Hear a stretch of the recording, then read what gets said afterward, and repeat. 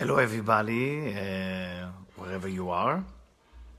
I was talking, sorry about the light and everything. I'm shooting here from Miami. So those of you who will join me later in 5 minutes, I'm sorry about that I'm doing it earlier. It's just because I have another group that I'm teaching. So I'm actually doing it here from the wonderful place and generosity to let me do it in the room here. So very happy to be here and very happy to be with you.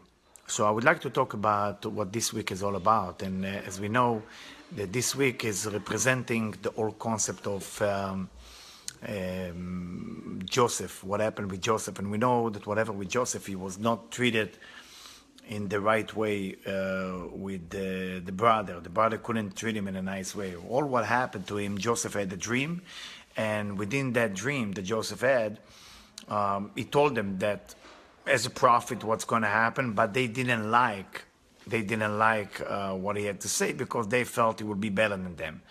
And we need to study it, and we need to understand that what exactly happened. What is the message for us for this week? I mean, Joseph is basically a person that is doing better, that he has a dream, that he saw that he's going to do better. And the brother were the jealous one who basically couldn't state the fact that somebody can do better than them. But is it really the story? Is it really the story, whatever happened?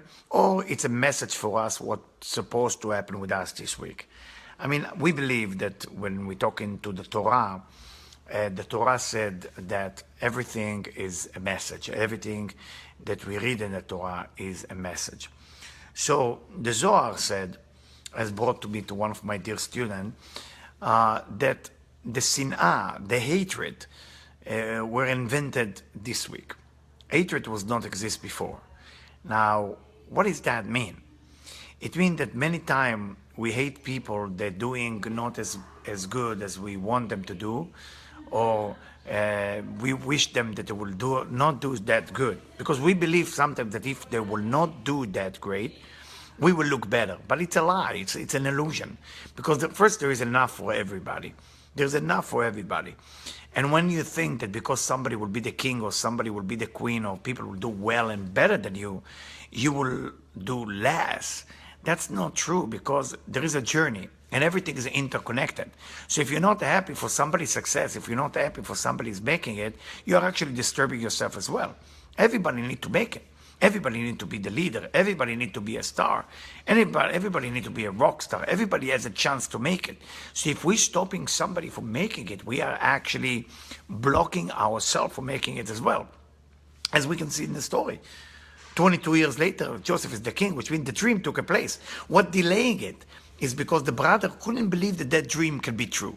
They were delaying it.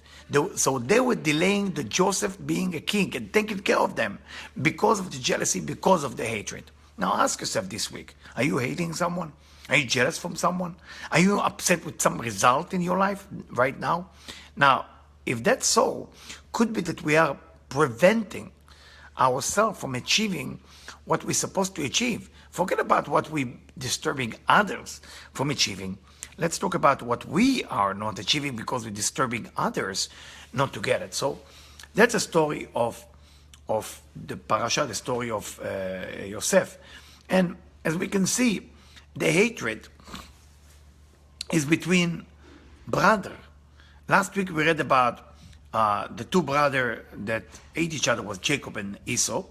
This week we're reading about the old brother who hating Joseph or jealous from Joseph. All what he said, he shared a dream that he had, and they took it in the wrong way. They took it a little bit too upset. Well, how can that be? We are not accepting that he's better than us. We are not accepting that he will be the king. But we know what happened in the end. It happened. So what's going to happen if you are as a lady, or you are as a guy, or you are as people, seeing somebody in the room who's better than you? Are you upset? Are you jealous? Are you getting annoyed by that? What about if somebody tried the same effort that you put into something and they make it and you don't? Are you upset? Are you jealous? Same question. If the answer is yes, you just prevent yourself from making it. There is no such a thing as one person making it. There is enough in the endless light for everybody. There is enough for everybody. And the light is giving as much as you want. So you want to tell me that people are not successful and people who don't have is because they don't want? No, the people want. But they're busy measuring and managing and micromanaging what the other's supposed to have, which is the nightmare, which is the worst thing you want to do in your life. You don't want to do that. You can micromanage this world. There is a boss for this world. This is not me or you. There is master. This is not me or you. It's not the human who running this world. There's the light of the endless. The light of the endless is the force.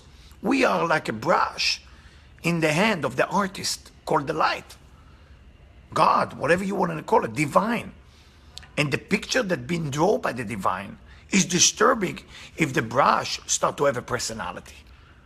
And that's why we gotta give a chance for people around us who are making it, who are successful, to wish them well. The brother of Joseph never did a mistake. They were just example for us what we shouldn't be doing. And the hatred we shouldn't be put out there. So if you see somebody is doing better than you, instead of getting jealous and hating them, you should just understand that the Creator chose them to do well. Now, the Rambam is a rabbi, was a doctor as well, that write, it's called Ilchot Torah, Halachot. Halachot is laws. So if you look at the Halachot of the Rambam, you're going to find out that in the Halachot of the Rambam, there is all the Halachot, all the laws about Ben Adam Lachavero, between one human to another. And one of the halacha, one of the mitzvot, one of the precepts is Lo tisne et achicha belvavecha. You cannot hate your brother. We're not allowed to hate someone. The only reason the Rambam said that you're allowed to hate someone if somebody basically beat you up physically. Then it's a common reason. I mean, if you want to forgive him like Joseph did, then it's midat chesed. Then you're allowed to do it. But normally, we're not supposed to hate because it's against the halachot. It's against the mitzvot of hating someone. We can't hate. Now, why is that? Because when we hate someone, we disconnect ourselves. We disconnect ourselves from the light. We disconnect ourselves from the true mission of our life and their life. So remember, from the parasha point of view, a beautiful story. Sad, very sad. And what happened to Joseph after? What exactly happened to Joseph after? Joseph, right after he was sold to be slave, he became a star, a rock star again. Because his mission was to become a rock star. When he was among the brother, he couldn't make it. He couldn't make it among the brother. Why? Because they hate him. And when somebody hates you, even if you have a chance to make it, and it's in your destiny, and it's your astrology chart say it, and your psychic, and your tarot card. What else? Did I left something there? And your, I don't know, all those psychic thing, spiritualism. They all say that you have a chance to make it, but you're surrounded by the people who don't like you. You will see that you will not be able to make it. Why? Because when people hate you, they're preventing you from your potential. So Joseph meant to be the king right away after the dream. But that was prevented for 22 years. Now, what is the roots of hatred? Where does it come from? The Zohar writes that the roots of hatred is when somebody think that you have better life than them. Then the hatred begins. For example, the Zohar writes, if you will believe that God loves somebody else more than he loves you, you're going to start to hate that somebody else. You cannot hate God because he's the supplier. But you're going to start getting angry with the person that God like. I give you a better example. A mother. Those of you who are mother or father. You have kids. Let's say you have 2 kids. And one of them get more from the father or from the mother than the other. Right away, you're creating hatred. So really what creates hatred is too much love to one side. It's kind of crazy if you think about it. It's totally crazy. It's like, can blow our mind. Love can cause hate. Because Jacob liked Joseph, love Joseph, give him more gift than the brother, that was the cause of the hatred. What we can learn from that? Very important lesson, my dear friend. When you give, when you love, when you care, be careful. Look around you. Who's looking? It's not just because of evil eye. I'm sure all of you believe in evil eye. It's because sometimes people are not happy for the happiness of the individual that you give to. So do it be'ester. Do it concealed. When you give to your children, do it be'ester. Do it concealed. Because among brother and sister, usually the hatred is the most. Don't worry about the enemy that we hate, different country, different culture. Always worry within your family that there is balance of love. How do you create that balance of love? You don't give gift in front of the eyes of others. And I know Christmas is coming, Hanukkah is coming, New Year's is coming. We're all giving gift, right? Pack the box to the thing. If you're a Christian, you have that bush, the tree. If you're Jewish, you got the burning bush. I'm joking. You have the Hanukkah. So, bottom line, everybody's into gift. So, when you give the gift, be aware that if in the room somebody feel chaser, somebody feel missing something, they will hate. That's what happened with Jacob and Joseph. And it's not a coincidence that this parasha is falling exactly in the time of Hanukkah, Christmas, and all this time of gift.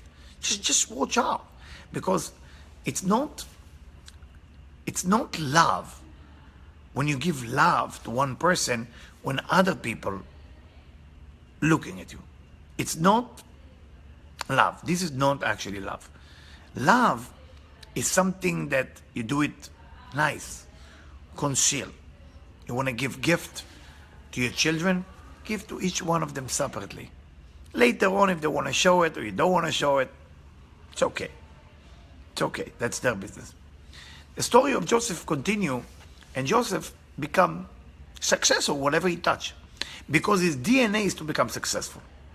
Many times, people driving super fancy car, and you drive your little, I don't know, bicycle, and you're looking to the side and you see people doing really well. And you might get upset. If you get upset, you disturb the harmony of this universe. You disturb the harmony of what this universe can offer you. If we will not bother the universe to operate the way the universe wants to operate, we will get everything that belongs to us.